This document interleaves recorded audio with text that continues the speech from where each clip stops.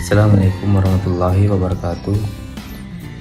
Nama saya Mahfud Rifai, NIM 2102222234. Di sini saya akan menjelaskan materi ketiga dari governance, yaitu dampak digital governance terhadap kinerja organisasi yang lebih efektif dan efisien. Efektivitas digital governance dalam meningkatkan kinerja organisasi. Dalam era digital saat ini, perkembangan teknologi informasi dan komunikasi membuka peluang besar bagi organisasi untuk meningkatkan kinerjanya melalui implementasi digital governance. Konsep ini tidak hanya memungkinkan organisasi untuk mengelola sumber daya informasi secara lebih efisien, tapi juga memperkuat kapasitas mereka dalam melakukan monitoring terhadap kinerja organisasi.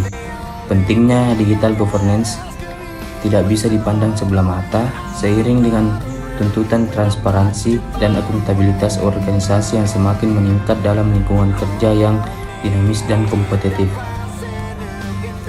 Manfaat digital governance untuk organisasi. Yang pertama, peningkatan kualitas pelayanan publik. Melalui digital governance memungkinkan otomatisasi proses yang sebelumnya memakan banyak waktu dan sumber daya. Kedua, mengurangi biaya operasional dan meningkatkan efisiensi penyampaian layanan publik. Ketiga, transparansi dan akuntabilitas organisasi ditingkatkan dengan adopsi teknologi yang memungkinkan akses terbuka terhadap informasi publik, kebijakan pemerintah dan pengelolaan anggaran. Yang keempat, memperkuat akuntabilitas pemerintah kepada warganya dan mengurangi risiko korupsi. Manfaat digital governance untuk organisasi. Yang kelima, pemberdayaan masyarakat melalui akses informasi terjadi ketika masyarakat dapat berpartisipasi secara aktif dalam perumusan kebijakan dan memberikan umpan balik kepada pemerintah melalui platform pengaduan daring atau survei digital. Keenam, efisiensi operasional dan penghematan biaya dicapai karena penggunaan teknologi modern mengurangi pengeluaran terkait administrasi kertas dan birokrasi yang berlebih, serta digitalisasi sistem yang memungkinkan pelaksanaan administrasi pemerintah yang transparan. Tantangan dan dampak negatif digital governance. Yang pertama, masalah keamanan dan privasi data. Kedua, organisasi harus menghadapi risiko kebocoran data. Ketiga, biaya infrastruktur dan pengelolaan teknologi juga menjadi beban. Keempat, investasi awal yang besar dan biaya pemeliharaan yang terus-menerus. Kelima, risiko cybercrime dan kejahatan digital meningkat. Penjelasan tentang dampak negatif digital governance. Masalah keamanan dan privasi data sering muncul sebagai tantangan utama dalam implementasi digital governance. Organisasi harus menghadapi risiko kebocoran data yang dapat mengakibatkan kerugian besar, baik dari segi finansial maupun reputasi. Biaya infrastruktur dan pengelolaan teknologi juga menjadi beban bagi banyak organisasi. Investasi awal yang besar dan biaya pemeliharaan yang terus-menerus diperlukan untuk menjaga sistem tetap up to date dan aman. Sementara itu, perlawanan terhadap perubahan dari internal organisasi seringkali menghambat adopsi teknologi baru. Karyawan mungkin merasa tidak nyaman dengan perubahan atau khawatir akan kehilangan pekerjaan mereka. Akhirnya, risiko cybercrime dan kejahatan digital meningkat seiring dengan peningkatan ketergantungan pada sistem digital, memaksa organisasi untuk terus-menerus meningkatkan keamanan cybernya. Strategi mengoptimalkan manfaat digital governance. Yang pertama, pengembangan kebijakan keamanan informasi yang kuat memerlukan penerapan standar SNI atau ISO 2700001/2013 untuk mengurangi risiko terkait keamanan informasi dan menciptakan digital government yang tangguh dan terpercaya. Kedua, pelatihan dan pengembangan sumber daya manusia melalui program digital talent scholarship, meningkatkan kompetensi di bidang teknologi informasi dan komunikasi, mempersiapkan SDM untuk revolusi industri 4.0.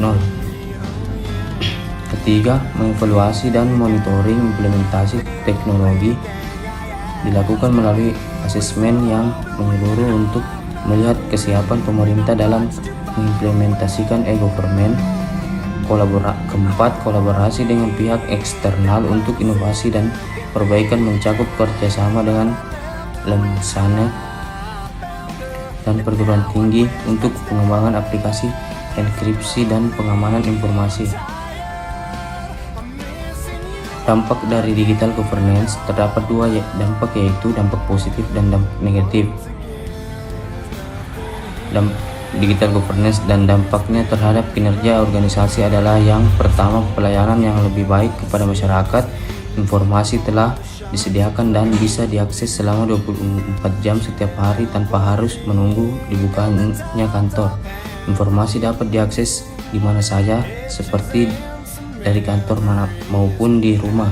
Yang kedua, peningkatan hubungan antara pemerintah, dunia usaha, dan masyarakat umum. Keterbukaan atau transparansi, maka diharapkan hubungan antara berbagai pihak menjadi lebih baik. Yang ketiga, pemberdayaan masyarakat melalui informasi yang mudah.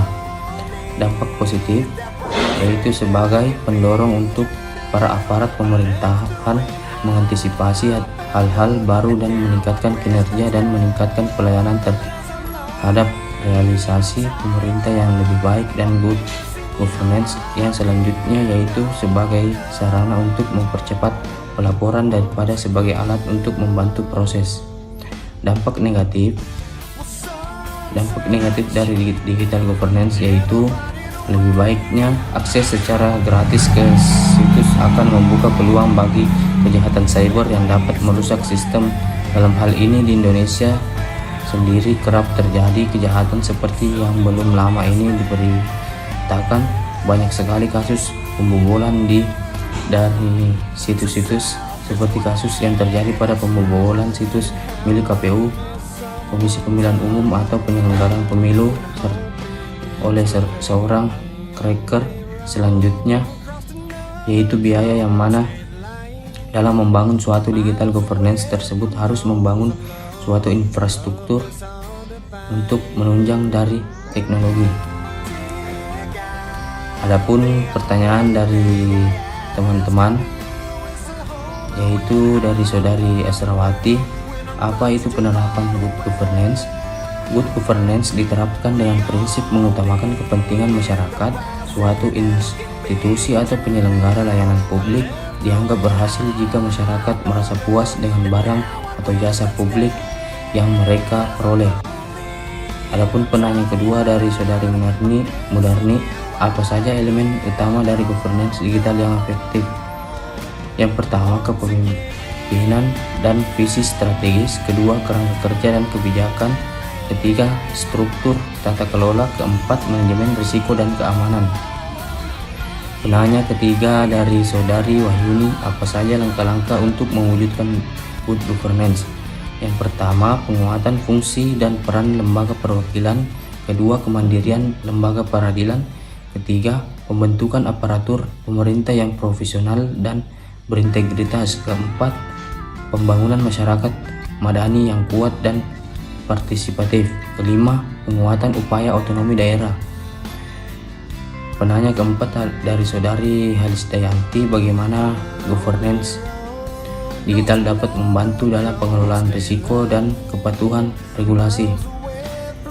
Governance digital memainkan peran penting dalam pengelolaan risiko dan keputusan regulasi melalui berbagai mekanisme dan praktis yang memastikan bahwa organisasi dapat mengidentifikasi, mengukur, dan mengelola risiko serta mematuhi peraturan-peraturan yang berlaku.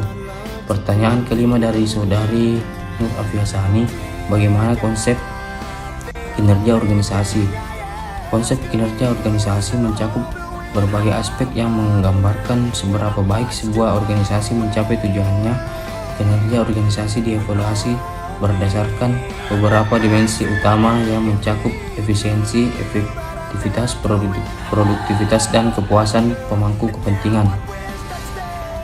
Adapun kesimpulan dari materi yang saya bawakan, yaitu melalui pembahasan yang telah diberikan, terlihat jelas bahwa digital governance memiliki peran krusial dalam meningkatkan kinerja organisasi, manfaat yang signifikan seperti efisiensi operasional, peningkatan transparansi dan akuntabilitas, serta pemberdayaan masyarakat, menjadikan implementasi ini sebuah kebutuhan dalam era digital saat ini. Namun tidak dapat diabaikan juga bahwa tantangan seperti masalah keamanan dan privasi data serta kebutuhan investasi infrastruktur yang besar memerlukan strategi yang matang dan terencana untuk mengatasinya.